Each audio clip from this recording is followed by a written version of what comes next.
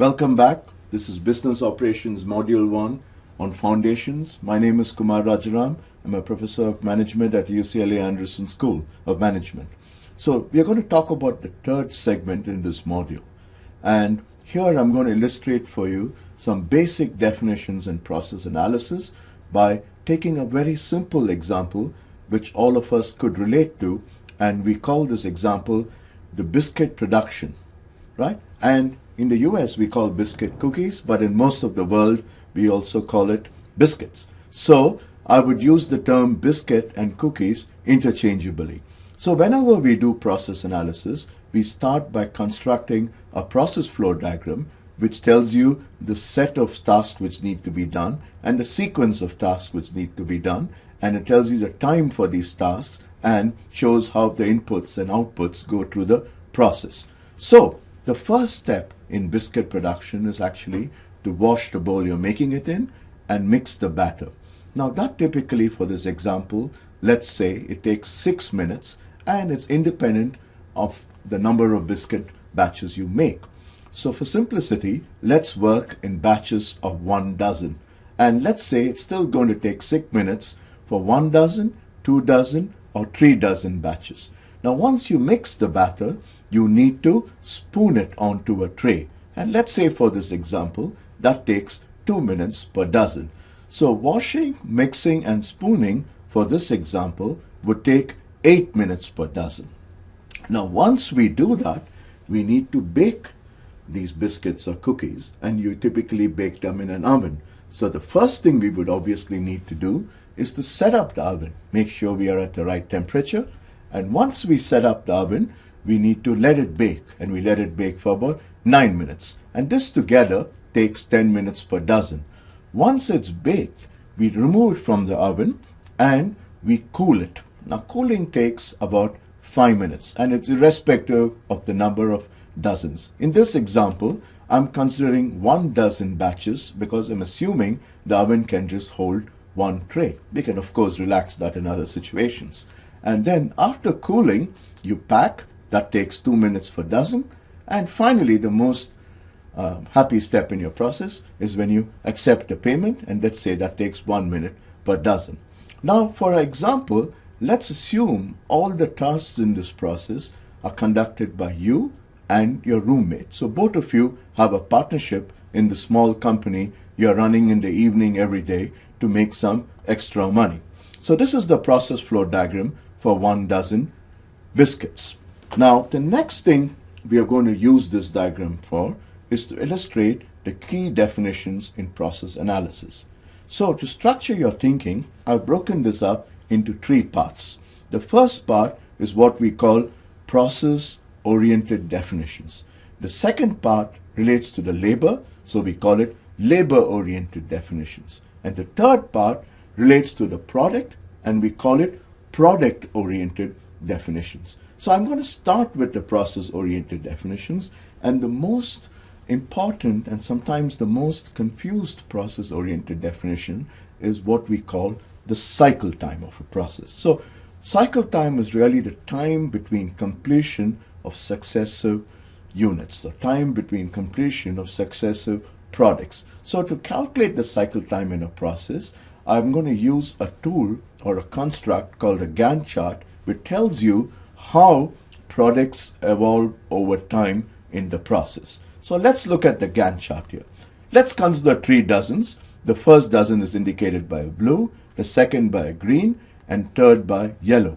So let's say you are going to do the washing and mixing, whereas your roommate takes care of everything else, which is setting up the oven for packing and receiving payment. So how long do you take to wash, mix, and spoon? As we discussed, that's 8 minutes. Then your roommate sets up the oven from 8 to 9 minutes. The oven bakes from 8 to 18 minutes. After the oven bakes, we cool for 5 minutes. At 23, your roommate packs. To 25 and 26, what happens is you receive payment, and we could write this down, is your first batch is complete. Then what do you do then at the 8th minute? You could start again potentially, assuming there is demand, Or you could take a break and start at 10 because you have to be ready only when the oven is ready, and the oven is going to be ready only in 18 minutes. So let's say you start at the 10th minute, up to 18 you wash, mix and spoon. Then at the 18th minute the roommate sets up the oven. Oven bakes from 8 to 28. Then it cools until 33, pack from 33 to 35, receive payment at 36, and here comes the second batch complete. And then again we go through the cycle again one more last time. This time you start at 20, you finish at 28. Your roommate sets up the oven from 28 to 29. Oven bakes from 28 to 38. Then at 38 it cools until 43. 45 it packs, and 46 we receive payment. And here we get the third batch. And from this you notice once in 10 minutes we are getting a batch coming out of this process, right? From this Gantt chart we can now calculate our first measure or definition in operations, which is cycle time, which is the time between completion of successive units. And from this Gantt chart you would notice it's 10 minutes. Then the next definition is something which is far more intuitive, and I'm sure many of you have used it before, is capacity. Capacity is nothing but output per unit time. Now let's try to calculate the capacity of each of the stages or tasks in this process. So let's go back here. If it takes 8 minutes per dozen, that would immediately suggest in 1 hour, which is 60 minutes, you would get 60 by 8 or 7.5 dozens per hour, which is the capacity of wash, mix and spoon. So 60 by 8 is 7.5 dozens per hour. The next one is it takes 10 minutes a dozen. So clearly in 1 hour we can do 60 by 10 or 6 dozens an hour. Now cooling is tricky. Although it takes 5 minutes to cool, you can cool as many batches of biscuits you would like. You could cool 1 dozen batches or 100 dozen batches. It's still going to take 5 minutes. So theoretically, we cannot calculate capacity here because output is unlimited, although the time is defined. So when you have a situation like that, we would say the capacity is infinite or indeterminate here. Next, we move on to packing. If it takes 2 minutes to dozen to pack, that would make sure we have 30 dozens in 1 hour. And finally, accepting payment. If it takes 1 minute per dozen, that would be 60 dozens per hour. So these capacity calculations are very important because it sets us up for the most important definition in operations management, which we are very concerned about, is this concept of a bottleneck. And in bottleneck in operations management is the stage that limits the flow or stage with the lowest capacity or cycle time. And we are so concerned about the bottleneck in operations management because of these two fundamental principles. The first principle is the capacity of a process is always equal to the capacity of the bottleneck, and the cycle time of a process is always equal to the cycle time of the bottleneck. Although these are very simple definitions, managerially they have vast and broad-reaching implications. This immediately suggests if you're running a process, you're running any organization, the only thing you need to care about is the bottleneck. Because if you don't know where the bottleneck is and you spend a lot of time and money making improvements, you may not have an impact at your output. So if there's one thing you should need to know is where the bottleneck is. So from these two modules, there are 4 main points you can derive, which will take a long way in helping you improve your processes. The first point is all that matters is the bottleneck. Learn how to identify it, ask where it should be, and learn how to exploit it. So now let's go back to our example and use this definition and figure out where the bottleneck is. So in this example, it's clear the stage with the longest cycle time and the lowest capacity is the oven. So the oven is the bottleneck, and because the capacity of the oven is 6 dozens per hour, the capacity of the process is 6 dozens per hour. Because the cycle time of the oven is 10 minutes, the cycle time of the process is also 10 minutes, which is what, if you recollect, we got from a Gantt chart. That immediately suggests you don't need a Gantt chart to figure out where the cycle time is. I used it to illustrate how it happens to coincide with the bottleneck. But in any process, the stage with the longest cycle time is the cycle time of the process. So let's write this down here. In this case, the oven is the bottleneck. The capacity is 6 dozens per hour, and the cycle time is 10 minutes. Now, the next definition we are going to talk about is this concept of a balance. A process is balanced if all stages have the same capacity or cycle time. So clearly, the process we have considered is not balanced. And it's okay if a process is not balanced, because whether a process is balanced or not depends around the environment, and specifically the level of variability in the environment, the level of variability in inputs, the level of variability in the process, and the level of variability in outputs, and how much whether you can control this variability or not. And variability is important not just because it exists, it is important because different stages react differently to variability. Some stages are more forgiving to variability than others, whereas some stages are very unforgiving to variability. For those stages which are very unforgiving to variability, what you typically do is you build a little more buffer capacity. For stages which are less forgiving to variability, you can match the capacity of the stages closer to demand. So the important thing to remember is things like bottleneck and balance are neither good or bad. They exist in a process. In terms of a bottleneck, you need to know it's the most important thing, find out where it exists, figure out where it should be, and learn how to exploit it. In terms of balance or imbalance, you have to ask yourself, can I manage the variability around my process? If yes, like maybe in a car wash, then it makes sense to be more balanced. If no, like maybe in an emergency room, it's okay to have slack capacity to deal with swings in inputs and swings in procedures and swings in outputs. Okay? So these are the set of definitions which deal with the process. The next set of definitions are going to deal with the labor in the process, and the first definition is almost self-evident, and it's called the idle time of a process. And idle time is the time per cycle when work is not being done. So let's see who's the labor here. That's you and your roommate. Let's look at the cycle time of the process. Let's look at the cycle time of the stage, and let's calculate the idle time. So you take the cycle time of the process is 10 minutes. In the 10 minutes, you wash and mix, that's 8 minutes, so your idle time is 2 minutes. Whereas your roommate sets up the oven, packs and receives payment, that's 4 minutes. So the roommate's idle time is 6 minutes. So the total idle time in this process is 8 minutes. So the next definition is what we call direct labor content.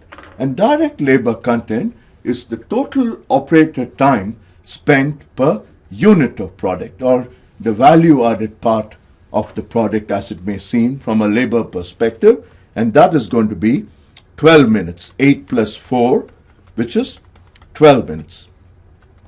If somebody comes up to me and tells me the idle time in your process is 2 minutes, is that good or bad? My answer would be, it depends.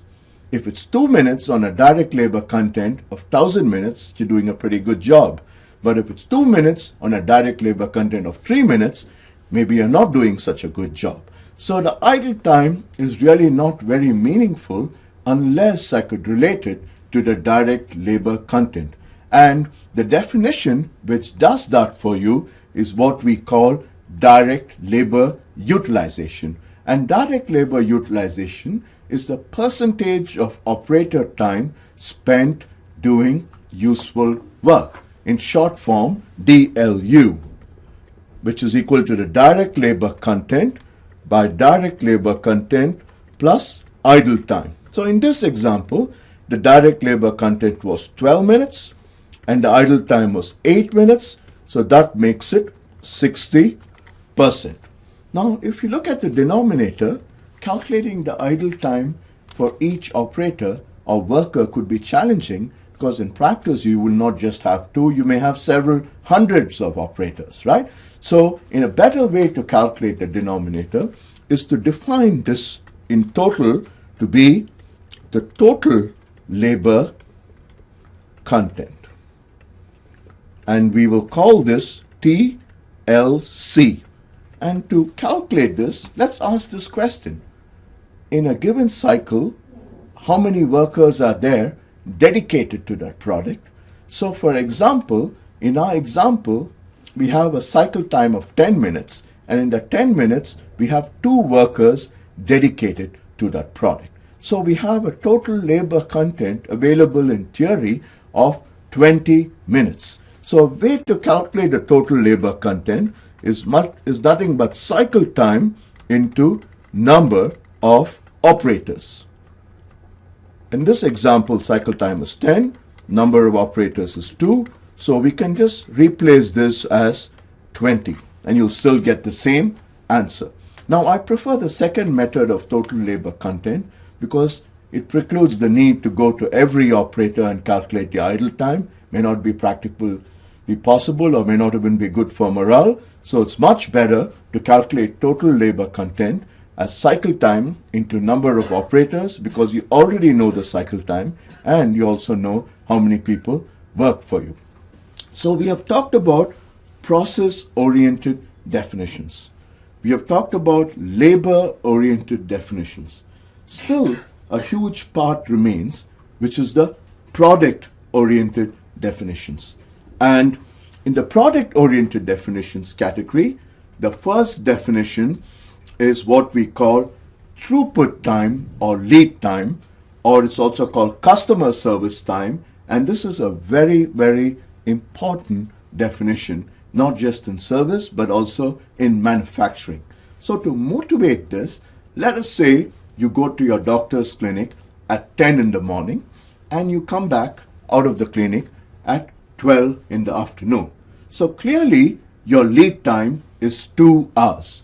Now ask yourself, what could have happened to me in those 2 hours? I either got processed or I waited. So this immediately suggests to me lead time is very easy to define, which is nothing but the sum of processing times and wait times. Although the lead time is pretty easy to define, it gets complicated to calculate because these wait times depend on the number of people who are entered the system who went there before you. So this is really unknown and variable, and it is really a random variable. And as all of you know, even if you master your processing times, make it known, and you add a known and an unknown, you're still going to get an unknown. And so lead time is also a random variable which varies from product to product. So when typically people talk about lead times, they talk about average lead times. An average lead time is a measure of design efficiency, and the variance around the lead time is a measure of operations efficiency, which we use process analysis to reduce the variance in lead time. So let me give you an example of lead times. Suppose you go to your favorite cafe to get a cup of coffee. If you go at 11 in the morning, it should take you just 3 minutes. But if you go to the same cafe at 1:30 in the afternoon, it's going to take you 20 minutes because there are many more people ahead of you, and how they got there depends on how long you're going to wait, if they got there before you, obviously. So that's what we need to remember about lead times. It's difficult to calculate because it's a random variable. It varies from product to product. So in our example, if you recollect, the first product took 26 minutes, whereas the second product takes 36 minutes. It can take up to 36 minutes if the order came just after the first order. And if it did not, it could take anywhere between 26 to 36 minutes. So the next definition we are going to talk about is this concept of lot size or batch size. So it's the number of units of the same product produced together before we produce another product. So in our example, we are working with 1 dozen batches of cookies. So the batch size is 1 dozen. Then the next definition, which is a very important definition in operations management, is this concept of a setup time. Setup time is the preparation time for a batch and is independent of batch size within reasonable limits. So the example we used was the setup time was 6 minutes to wash and mix, whether you make 1 dozen or 2 dozen or 3 dozen cookies. So wash and mix equals 6 minutes up till 3 dozen batches of cookies. So that would be a setup time, and the last definition is the run time, which is the production time per unit of item or batch at a stage which is outlined in the process flow diagram. So to summarize, what did we do in this module? We introduced you to operations management. And operations management is very important because it's the function which makes sure the product which is delivered to the customer is done at the right price, at the right time, and the right quality. Then we talked about a way of looking at operations management in terms of processes. What is a process and why we study process analysis. And then we set you up with the foundations of process analysis by some basic definitions and providing you with an illustrative example. I hope you enjoyed this module, and I hope you would be back for module 2 in operations management, where we would use these definitions to analyze and improve our process and come up with a framework for process analysis. Thank you very much.